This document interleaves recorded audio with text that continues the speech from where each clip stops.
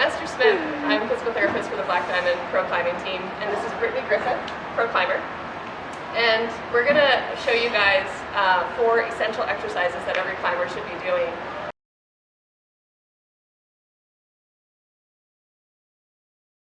Start with this stretch called the front shoulder stretch, or floor angels.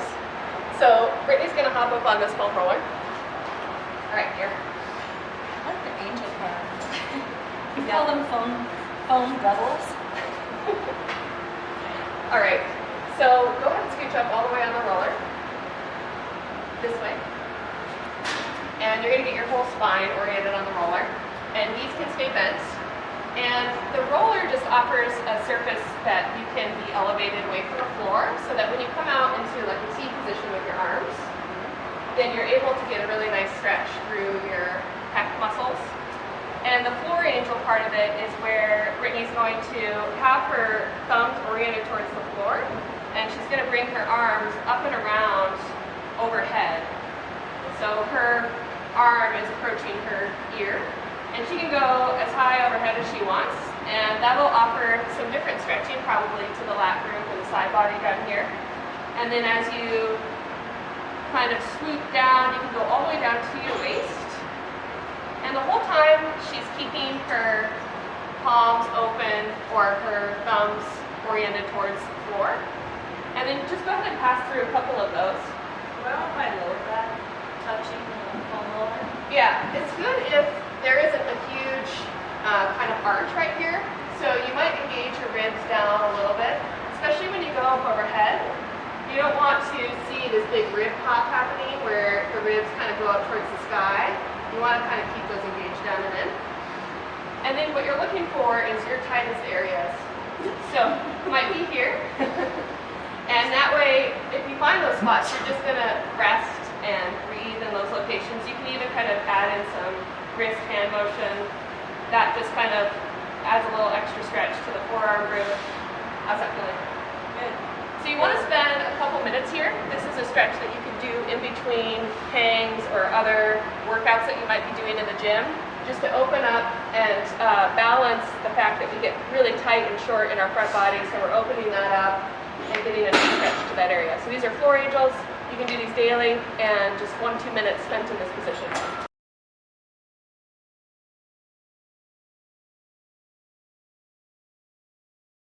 And now we're going to do a lat tricep stretch. So she's using the bench. She's going to place her elbows on the edge of the bench. And we're going to place this block in between the pinky sides of your wrist. All right. So what you're seeing here on Brittany are these little X's in her elbow creases. Those are going to stay oriented up towards the sky. We don't want those to roll in, because we're actually trying to counter that tendency for our attention to draw us inward and roll those elbow creases in. So when we have the block there, that helps us. So palms are open, thumbs are facing out to the sides, elbow creases are facing the sky. You're going to back up to where your forehead touches the edge of the bench. Elbows are on the surface that you're using. And she's going to energetically kind of think that her hips are going more behind her. They're kind of stretching that way or tractioning that way. And that's going to offer more of a stretch to this underarm zone. And you can kind of settle into that just a touch. You don't want to drop way down in and let your chest collapse towards the floor. So you want to stay pretty integrated. You can even have your ribs kind of pulling up and in a little bit. You can widen out your knees. And you can kind of play with maybe swaying your hips to one side to put more of a stretch on one side or the other. And then you can also play with bending your elbows, which is going to wind the system up a little bit more and offer more stretch to the tricep in particular when your elbows start to bend.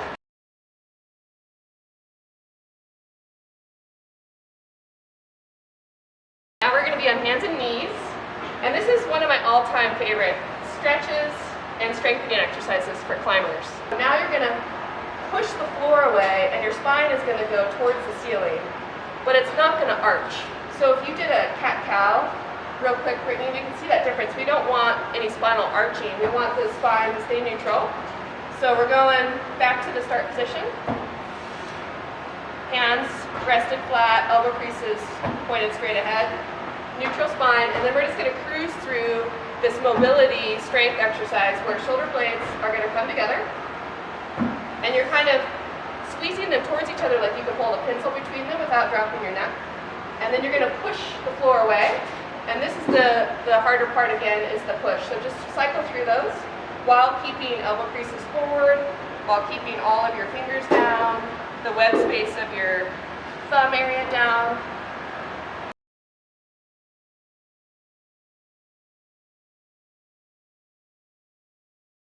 Come out into T position with both arms. All right.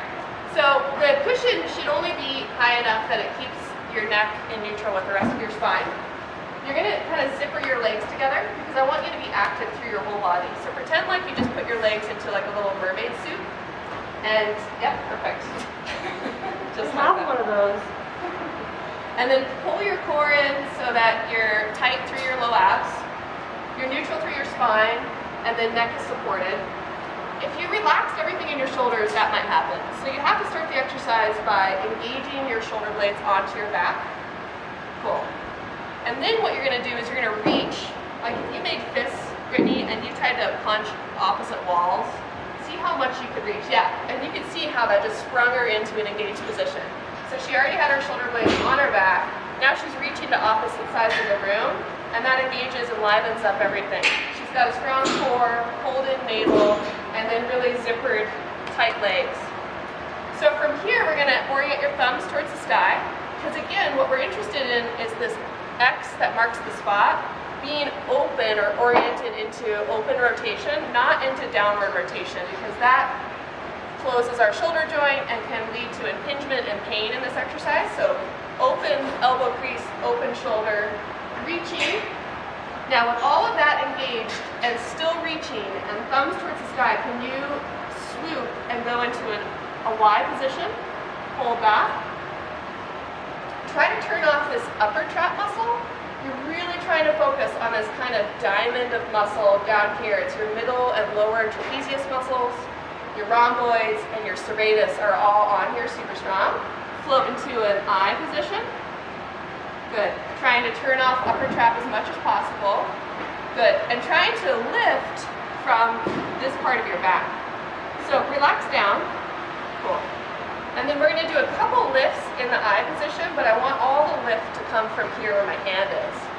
So go ahead and engage everything again. Wake up everything. Lift. Good. Now keep all that engaged and then just lower your fist down and then raise them up again. Good. Lower and raise. And you can see that Brittany's back is staying really quiet. Her shoulder blades are swooped out and around. She's trying to decrease this upper trap activation as much as possible. Come out into the Y position. Same thing here, just some little mini lowers and raises. Do you feel the work down here? Mm-hmm. Cool. You want all the work here. I still feel it too much in my trap, so what do I do? So if you feel it too much in your traps, you're thinking, I want to put my shoulders in my back pockets. And then you're going to lift from there. That looks way better. Good. And you're still reaching energetically, but you're not scrunching your shoulders towards your ears, so there's a lot of space right here between shoulders and ears so that her neck stays long and healthy. Come back to the T, please. And again, the reach is super important in the T, and then try those little mini lifts without losing this activation on your back. Good. So right here, it's these guys going down and coming up while reaching. Turning this upper trap off as much as possible. Find that reach again. And then try just a couple swoops where you just float into the I and you float back to T without losing the height or the reach of your fists. Try to turn off upper trap. Good, super good. Core stays on here, really integrated. You're not pushing your ribs down into the floor. You want to have those kind of lifted. Good, and then rest. How was that? So those are those classic prone TYI exercises done in alignment.